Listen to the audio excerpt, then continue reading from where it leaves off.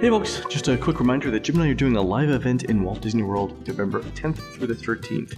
You can find more information at our travel partners website, storybookdestinations.com/DisneyDish. We plan to spend those couple of days walking through the parks and telling stories, and that's pretty much how we're going to spend our evenings too, except at a bar. And Pandora will be open, we will walk through it, we will all talk about blue people and even bluer drinks.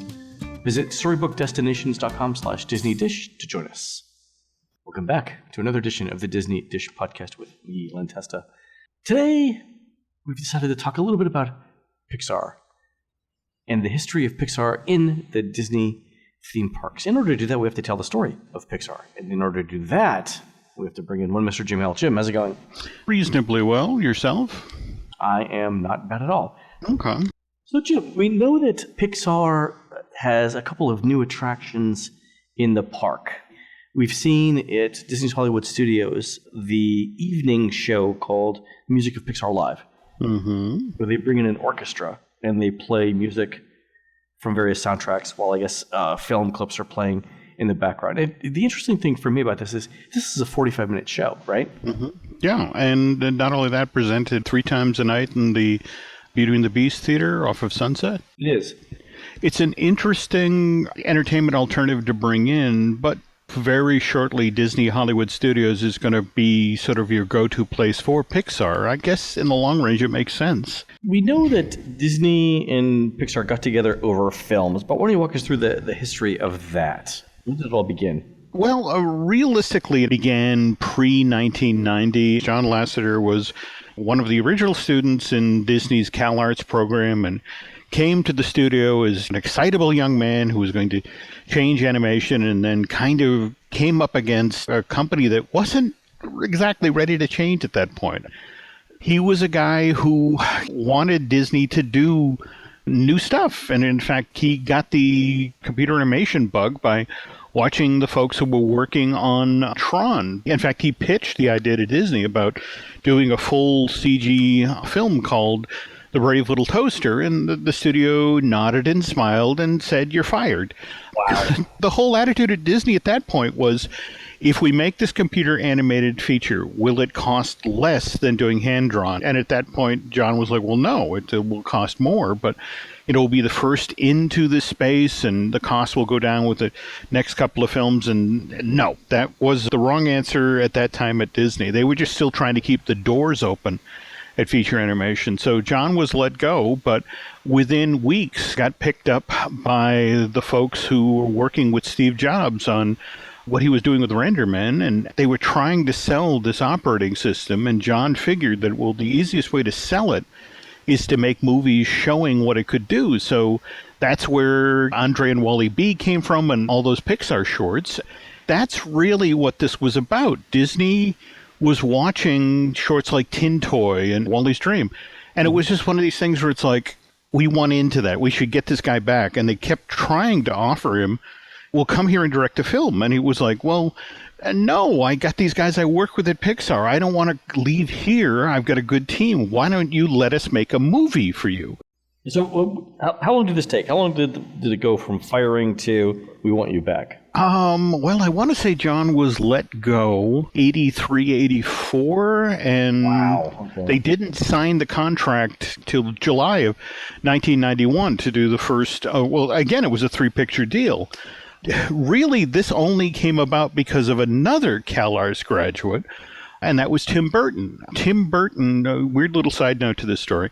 Tim Burton had... You said Tim Burton and weird little side note in the same sentence as if people expected something different. Oh, yeah. Okay, go ahead. Anyway, Tim Burton, a kid who came out of the CalArts program, who was doing great work at Disney, and they just didn't know what to do with him.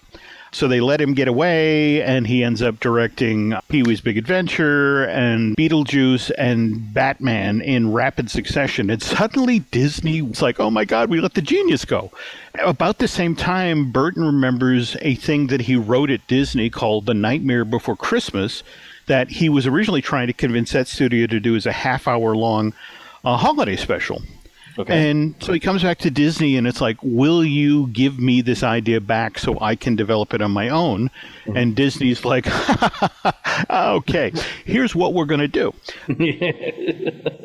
You wrote it while you're here. We own it, but we will be happy to make it with you. So they actually set up a separate production company, Skellington Productions, to make Nightmare Before Christmas. And that's actually how the Pixar deal was made, because there was now precedent that Disney would do an animated feature with an outside company.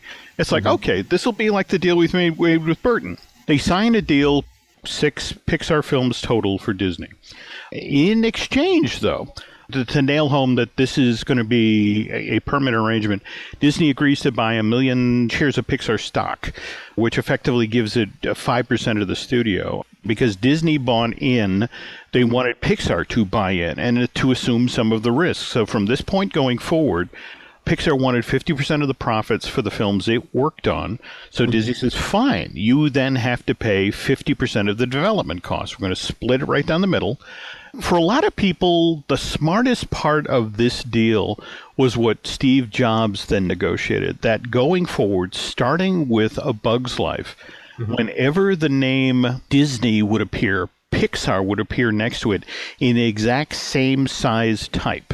Oh, interesting. So this is a 50-50-50 deal. Right? That's it exactly. If these films are successful going forward, we want to build our brand. Up until this point, we're talking now going into 97, you've got the Disney company working on Animal Kingdom, and they're doing a show inside of the Tree of Life that's built around the Lion King characters. But because part of the deal with Pixar was that you'll start using our characters in the parks, Eisner's, well, let's see, this one's inside the tree, bugs live inside of trees. Why don't we do something that keyed off of that Bug's Life movie you guys are making for us? And Pixar's like, well, that's great, but we haven't finished making the movie, and we don't have the people to spare to work on this. So what ends up happening is that Disney has to reach out to a third party, Rhythm and Hughes, to actually make It's a Tough to Be a Bug 3D movie. And I've talked with the guys who worked on that, and they said it was honestly the most frustrating project on the planet because they could never get the model sheets. I was going to say, yeah, how do you get the models? Yeah, that's like literally question number one. How do you get the models for the characters? That's why there are only really 2 characters that you recognize from that movie. You've got Flick and you've got Hopper. Hopper, that was one of the most sophisticated audio animatronic figures up until that time. I mean, when you think about Animal Kingdom opens April 22nd, 1998. A Bug's Life doesn't open in theaters till November of that year. Speaking of November of 1998, that was when we got our first real Toy Story ride. Though continuing a theme we'll see throughout this period, they didn't build an actual ride. They took the old Take Flight building, knocked down all the sets, and created Buzz Lightyear Space Ranger Spin, which actually turned out to be a hit attraction. That's one of the reasons it's walked around the world. Yeah, I mean, 20 years later, it's still very popular. You get this theme of recycling when it comes to Pixar. I mean, for example, we jump ahead to February 2001 when DCA opens in California, and they grab It's Tough to Be a Bug, sort of shoehorn that in to the California story. I mean, you may remember that the original conceit was they had set up an area at that theme park called Bountiful Valley Farms, which celebrated the farmland. Much the tradition of Eisner, it's like, well, trees have bugs. Well, farms have bugs, don't they? Farms have bugs, yeah. Farms are integral to bugs. Bees, pollen. We're pollinators. I just shoehorn that in there. But of course, DCA kind of stumbles out of the gate. In fact, the very first attraction that closes at that park, Superstar Limo, in January of 2002. I mean, the place has been barely open 11 months at this point. They're shuttering that attraction. Just a month later, though, here's Cynthia Harris, then president of Disneyland, announcing that clearly this park needs some stuff. And so we're going to take It's Tough to Be a Bug and use that as the jumping off point for a whole new land, the Flicks Fun Fair, which will be located in a Bugs Land. And to say that project was rushed along, Len, it took them 3 years and 4 months to open Avatar. A Bug's Land opened in 7 months. It kind of looks like it, though. Well, I mean, it is what we would say lightly themed in the industry. But again, it did what it was supposed to. It gave some more kid-friendly elements to that park. This is sort of the first new Pixar stuff. Nothing being recycled, an actual land. And that opens in October of 2002. Nobody quite knows what the next hit from Pixar is going to be, and it actually shows up in May of the following year with Finding Nemo. And as we'll see shortly, that one, given the huge box office that it racked up, immediately came to the attention of Imagineering, and they began to look for ways to shoehorn it in everywhere. The downside is that May 2003 Nemo opens.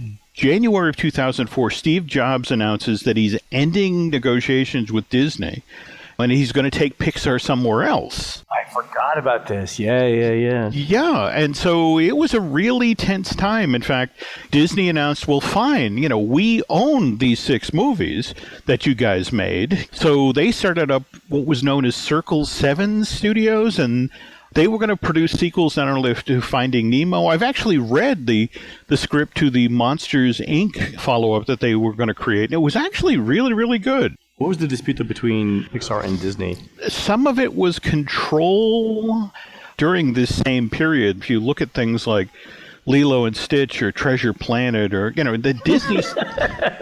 Please look at Treasure Planet, please. Disney's in a really tough spot about this time. And it's not just Pixar that's causing the problem. You have things like Shrek. People forget that they came out the month before Atlantis, The Lost Continent. And it completely kicked its ass at the box office. Likewise, Ice Age from Blue Sky. I mean, Disney had competition coming at it from all angles. Right. And meanwhile, here's Pixar just producing this endless series of films that really connect with audiences and getting tremendous response from critics. In November 2004, we've got Incredibles coming through the door, and everyone's talking about why can't the other studios make a superhero movie like this? November that same year, 2004, we get the first version of Turtle Talk. Yeah. 2005, that shows up at California Adventure. And speaking of which, back to California Adventure, we've got our closed Superstar Limo ride, which eventually the Imagineers look at, and it's like, wait a minute, Monsters, Inc., maybe? And they step back into that attraction, and you keep the track in place, you keep the vehicles in place, you knock down every wall in the building, and then you take whichever animatronic figures you have. And remember, they weren't really animatronics, they were more minimatronics, and you make them members of the Child Detection Agency. It always cracks me up to go through that thing and see the Drew Carey version of the figure who stood on Hollywood Boulevard and was supposedly selling you maps to the Hollywood stars' homes. The figure would fan out a handful of brochures. Same thing, when it came time to use that same figure in the Monsters, Inc., Mike and Sully to the Rescue, same thing. A CDA guy turns to you and it's like, hi, can we show you some brochures about how dangerous children are? It is minimal retheming. Yeah, absolutely. But the crucial moment here really comes in September of 2005. This is when 2 events. Michael Eisner, who was the one who really was brawling with Steve Jobs. And this was all about control, and 2 very powerful men who neither of whom were willing to back down. Michael Eisner leaves the company September 30th of 2005, steps down as CEO, and Iger replaces him. And Bob Iger, just 3 weeks previous, had been at the opening of Hong Kong Disneyland, standing on their Main Street, USA, watching the opening day parade. And Bob couldn't help but notice that as all of the parade floats were going by, the Pixar characters were getting this huge reaction from the people, standing along Main Street. And the Disney characters did get this nice, tepid, polite applause. And it's just sort of like, the golf club. Yeah, that's just like, clearly, if I'm going to build a future for this company, I have to reach out to Pixar. And so that's what he did. He reached out to Jobs. And Disney, in order to get Pixar to keep them on the ranch, so to speak, $7.4 billion in 2006. I mean, huge amount of money. Almost twice as much as they paid for Star Wars. Yeah, but at the same time, one of the things that they put on the table is, okay, from this point forward, you're an active partner when it comes to Imagineering. And John Lasseter just took this and ran with it. Prior to them bringing the $7.4 billion deal, there had been 12 attractions made for the Disney parks that were themed around Pixar properties. Over the next, and we're talking from January of 2006 to today, 11 years, 45 attractions around. Holy cow. Yeah. It wasn't just limiting them to, rides. I mean, for example, we got the Finding Nemo, the musical, and right on the heels of this, we get Monsters, Inc. Laugh Floor, which is kind of a stretch for Tomorrowland at the Magic Kingdom. I have this feeling that Tomorrowland is the land that catches all the attractions that don't have a fit in any other land. Well, that's probably very true. It now becomes Pixar 24/7. I mean, the submarine voyage at Disneyland that closed in 1998 finally comes back online, but now it's the Finding Nemo submarine voyage. Yeah. And even the cruise line, 2008, we get Toy Story the musical. It's actually not a bad show. Didn't it shut down in 2016? Or Yeah, I think they've replaced it with Frozen. I believe they have. Which is the best show on the cruise line. Yeah. But now you see things like Mickey Avenue becomes Pixar Place. They even go so far as to get the multicolored brick from the old Del Monte plant that the Pixar Emeryville campus is built out of. And that coloration, along with the signage and everything, is placed there on Pixar Place. Hugely popular. It's the most popular ride in Walt Disney World. Yeah, and because the Imagineers are really trying to make John Lasseter happy because he's kind of their new creative de facto boss. You see the Living Creature Initiative stuff like the WALL-E that began rolling around the parks in June of 2008. That one got pulled off of the table mostly because of safety concerns. I mean, that thing weighed over 800 pounds, and as much as people enjoy interacting with it, Disney's lawyers were just terrified of it rolling over some child's foot. Right. In March of 2009, we got the Remy, the Chefs de France in Epcot. I don't know why they didn't keep that around. I think Ratatouille is the best Pixar movie.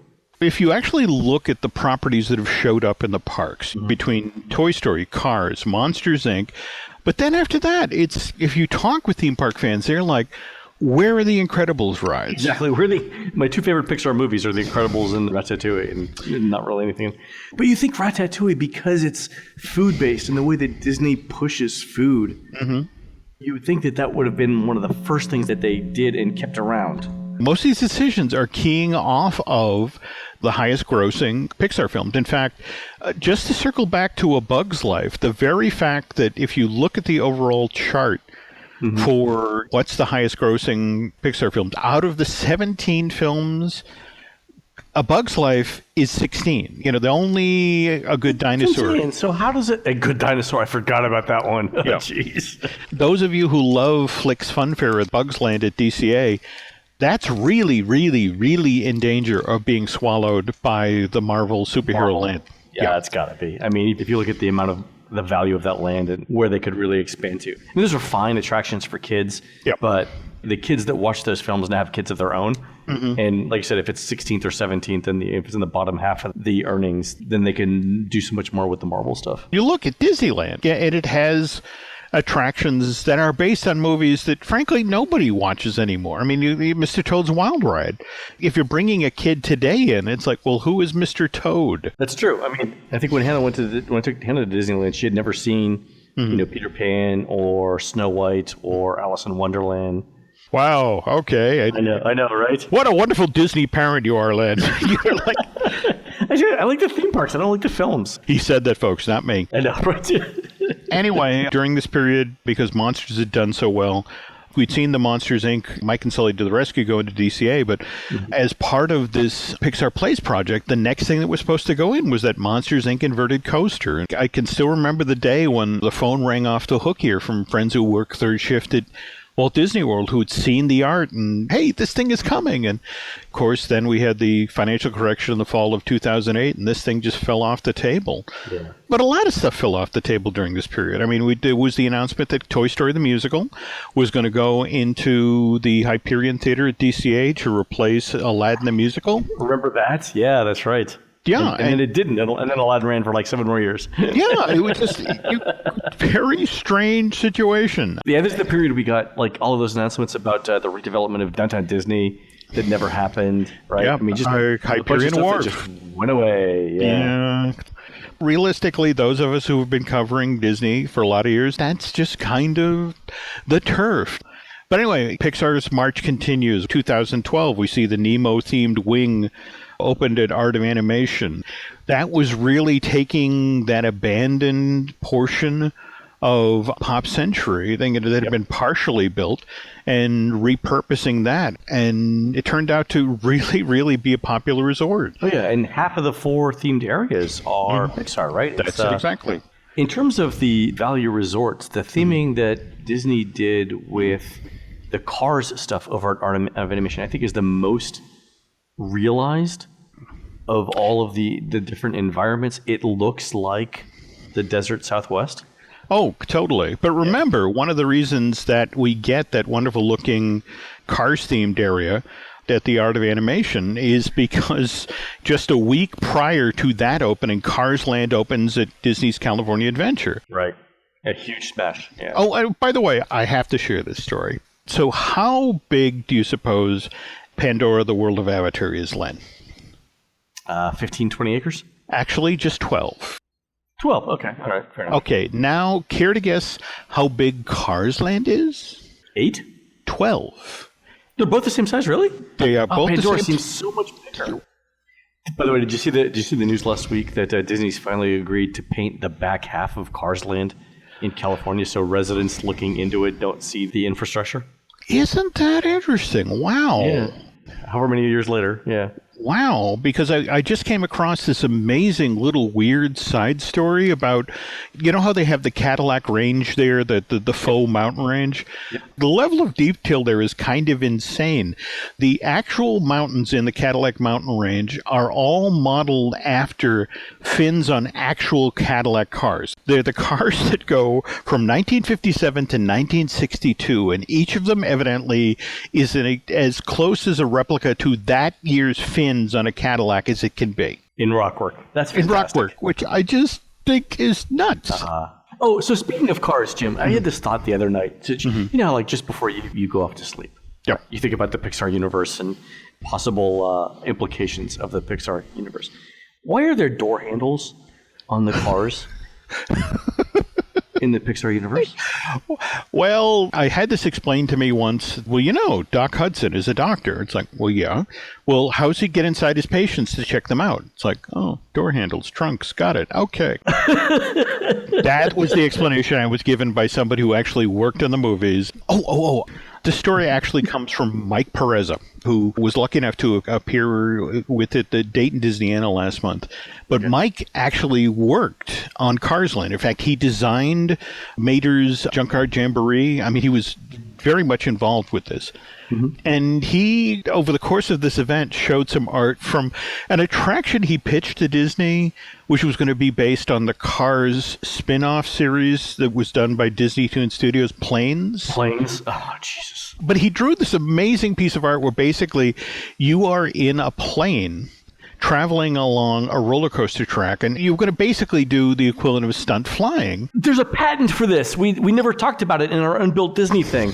It is an amazing patent. You're essentially you spiral around the track. Yes, you did. It was crazy. Yeah. So Mike designs it, and he hands it to his boss at Imagineering and says, "You understand that we can't actually build this." Right, 'cause it's insane. Yeah. that someone will die, just like. But evidently, the idea literally catches fire in Imagineering, and so Mike goes into like this staff party that they're holding for Lasseter at one point. And he looks, and here's the painting, and it's a beautiful painting, but they've made it into this giant wall hanging. It gets like, oh crap! And then he looks, and here on the table in front of the giant wall hanging is a model of the attraction. Yeah, they patented it. I mean, they spent the money on a patent for it. But at the party, he's like, "You understand? People will die. We can't do that. Metal can't do this." And so for 2 months he frets about this because, like, oh my God, I'm going to kill children. And then like 2 months later he gets a call, and it's just sort of like, all right, Mike, we're sorry. We actually handed it to the safety people, and they came back and said that this wouldn't work. It would kill people. And he's like, gee. Oh, that's too bad. Yeah. Oh, good.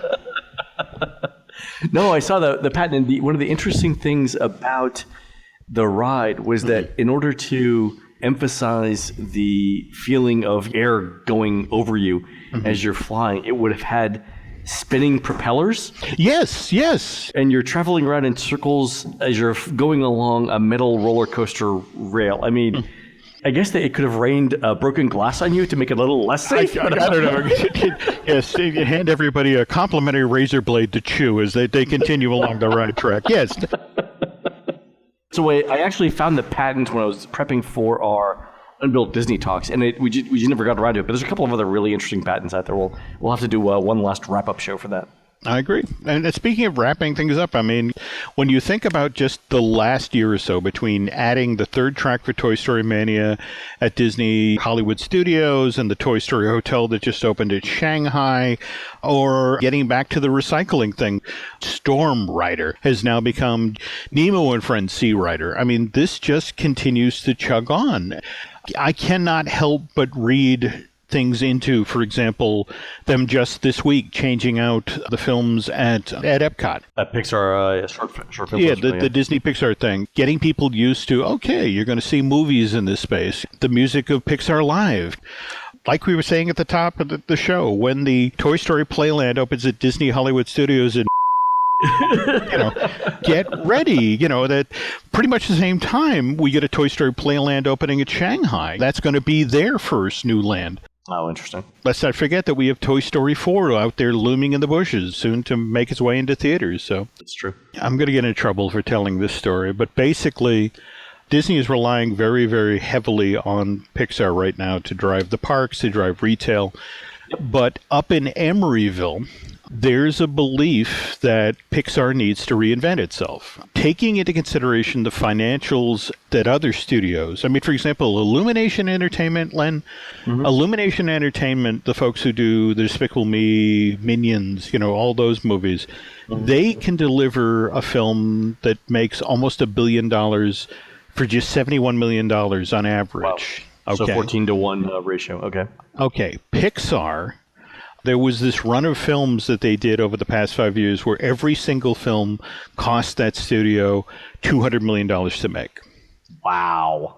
Don't get me wrong, it's Pixar. They're arguably the best at what they do, but how did we get to this price point? And so there's recently been pressure from management to the effect of, look, we have to start to rein this in. In fact, that's what's kind of interesting about Cars 3, is that this is the first film in a while that was produced for under $200 million. Mind you, it's $175 million, but it's a cost savings. And supposedly going forward, yes, we make great movies, but can we make more cost-effective movies? And right now, face it, Pixar isn't alone in this marketplace. Between Blue Sky, Illumination, Sony, and even reconstituted DreamWorks, it has a lot more competition, let alone, competition it's getting from Disney. Frozen, or for that matter, Zootopia, $1 billion earners.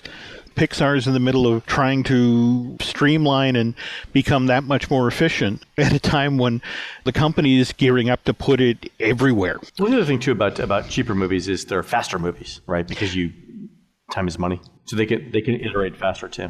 It's so funny you say that, because when I was interviewing Brian Fee earlier this year for his work on Cars 3, he was talking about, he literally told the team, this movie is 90 minutes long. He came close. What tripped him up, it was like, oh, crap, the credits.